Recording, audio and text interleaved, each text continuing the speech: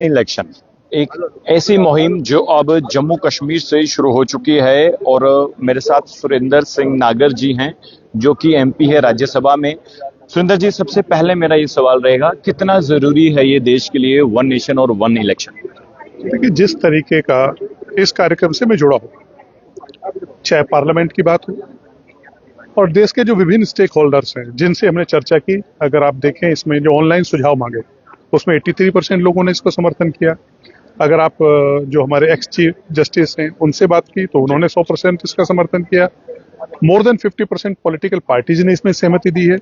और अब जहां जहां जाने का मौका पूरे देश में, खासतौर से छात्रों के बीच जाने का, क्योंकि जब जब बड़ा परिवर्तन इस देश में है, छात्रों की एक महत्वपूर्ण भूमिका उसमें रही है और जो मुझे उत्साह देखने को मिला है, निश्चित रूप से 2047 में विकसित भारत बनाने के लिए जो वन नेशन वन इलेक्शन इस देश के लिए जरूरी है, उसमें एक उत्साह देखने को मिल रहा है और जन भागीदारी के साथ हम इसको आगे लेकर बढ़ना चाहते हैं। नरेंद्र मोदी की सरकार जन भागीदारी जन और आम लोगों को विश्वास में लेकर हम आगे बढ़ना चाहते हैं, चर्चा कराना चाहते हैं, लोगों के बीच बना, स्टूडेंट्स के बीच चर्चा हुई है और यहाँ जो प्रतिनिधि आए वो अपने अपने क्षेत्रों में जाएंगे, अपने अपने कॉलेजों में जाएंगे, इस पर चर्चा करेंगे और अपने सुझाव इसमें देंगे और निश्चित रूप से विकसित भारत बनाने में वन नेशन वन इलेक्शन का बड़ा योगदान। ये सर एक और सवाल, जब ये बिल जिस तरह से अगर लाया गया, ये जानकारी मिली, बहुत सारे ऐसे वोट्स थे जो पक्ष में नहीं पड़े, तो उन लोगों की क्या विचारधारा? देखिए, उसके लिए हम लोगों ने कहा कि वहां जब लोकसभा में बिल आया, पास हुआ, लेकिन वहां जो हमारी अपोजिशन पार्टीज हैं उनके सहमति के आधार पर, पक्ष और विपक्ष की दोनों सहमति के आधार पर एक संयुक्त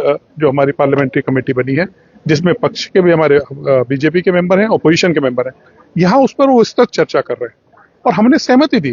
भारत सरकार इस पर राजी हुई कि हम चर्चा के लिए तैयार हैं और आज वो कमेटी पूरे देश में जाकर, जहां हम पार्टी के स्तर पर काम कर रहे हैं, वो पूरे जो स्टेक होल्डर्स हैं, हर स्टेट में जाकर जो स्टेक होल्डर्स हैं उनसे चर्चा कर रहे हैं, कोई सुझाव ले रहे हैं, उनके कोई सुझाव होंगे तो उनको निश्चित रूप से सरकार विचार भी करेगी। फाइनेंशियली कितना, अगर ये वन नेशन वन इलेक्शन अगर होता है तो कितना बच्चों पैसों की बचत? अगर आप देखें तो 50% ऑफ द जो हमारा हेल्थ का बजट है वो हम बढ़ा सकते हैं। 30% ऑफ द एजुकेशन बजट वो हम बढ़ा सकते हैं। 33% हमारा जो, अगर 2019 में देखें तो 60,000 करोड़ खर्च हुआ। अगर आप 2024 में देखें तो 1,39,000 करोड़ रुपए खर्च हुआ। आप देखिए, डबल हो गए।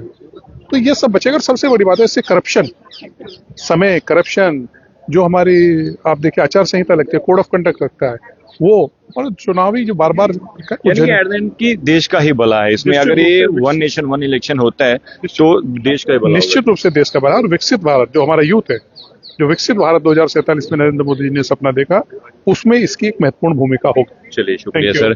तो अरुण प्रभात, भारतीय जनता पार्टी युवा मोर्चा के प्रधान। अरुण जी, कार्यक्रम हुआ है, बहुत खूबसूरत कार्यक्रम हुआ है और मैं सुन रहा था आपको भी, काफी मेहनत आपने की है। और सबसे पहले आप बताइए क्या कहना चाहते हैं इससे? देखिए, पहले तो मैं सभी छात्रों का धन्यवाद करूंगा क्योंकि पूरे जम्मू प्रोविंस से हर कॉलेज के रिप्रेजेंटेटिव के रूप में यहाँ पर स्टूडेंट्स और युवा यहाँ पर पहुंचे थे और आज हमने वन नेशन वन इलेक्शन जो कैंपेन है स्टूडेंट्स के बीच में, उसका लॉन्च किया है और यही कैंपेन जो है आने वाले समय पर हर कैंपस के अंदर, हर जगह पर आपको युवाओं के बीच में दिखेगी। बिकॉज इसकी ज़रूरत क्या है, आज देश के अंदर जिस तरीके से एक माहौल है और जिस तरीके से उसका बजट जो है इलेक्शंस का, उसका बोझ जो है वो आम जनता पर पड़ता है और उस पर जनता पर ना पड़े, उसके लिए वन नेशन वन इलेक्शन बहुत अनिवार्य है, बहुत ज़रूरी है। उसी के लिए वन नेशन वन इलेक्शन का होना बहुत ज़रूरी है और उसी का जन जागरण करने का काम हम लोग कर रहे हैं। बाकी लोगों को तय करना है, नौजवानों को तय करना है और मुझे ज़रूर विश्वास है कि हर नौजवान चाहता है, हर व्यक्ति चाहता है कि इस देश का जो बोझ है वो टैक्स पेयर्स पर ना पड़े और टैक्स पेयर्स जो हैं उनके पैसे से इस देश का भला हो, इस देश की वृद्धि हो, जबकि उसका फ्यूटाइल पैसा ना खर्च हो। और मुझे जरूर विश्वास है, इसको अपोज कर रहे हैं उनको क्या कहना चाहिए? देखिए, just opposition just for the sake of opposition है और इसके पीछे अगर हम क्रिटिकली भी अगर हम देखते हैं या इसको सही तरीके से एनालाइज करते हैं तो मुझे नहीं लगता इसका कोई भी क्योंकि कोई भी इसका ऐसा बात है जो देश को और या किसी व्यक्ति के खिलाफ है। 1967 से पहले वन नेशन वन इलेक्शन था।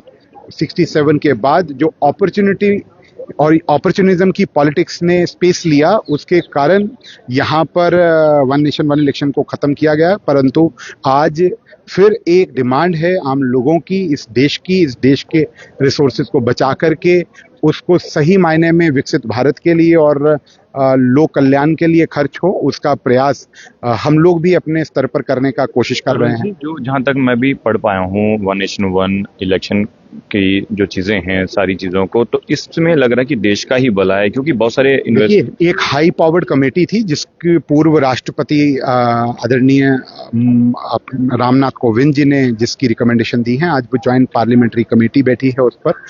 वो पार्लियामेंट का इख्तियार है, पार्लियामेंट तय करेगा। पर मुझे ऐसा जरूर विश्वास है कि लोगों की आवाज है और लोगों की आवाज के अंदर ही सरकार और भगवान की आवाज का वास होता है और वही उसी दिशा पर काम होना चाहिए। चलिए, शुक्रिया आनंद जी। तो देखिए, वन नेशन वन इलेक्शन को लेकर जो है आप देख सकते हैं कि जम्मू यूनिवर्सिटी में ब्रिगेडियर राजेंद्र सिंह ऑडिटोरियम में यहाँ पर एक कार्यक्रम हुआ जिसमें केंद्रीय मंत्री डॉक्टर जितेंद्र सिंह ने भी हिस्सा लिया और वो तोरे एज ए चीफ गेस्ट। लेकिन आपको बता दें कि इस वक्त जितने भी लोग देख रहे हैं, आप भी अपनी राय कमेंट बॉक्स में रखिएगा कि वन नेशन वन इलेक्शन को कौन सपोर्ट करता है, वो अपनी जानकारी जो है कमेंट बॉक्स में जरूर दीजिएगा। देखते रहिए जेके मीडिया। धन्यवाद। जय हिंद।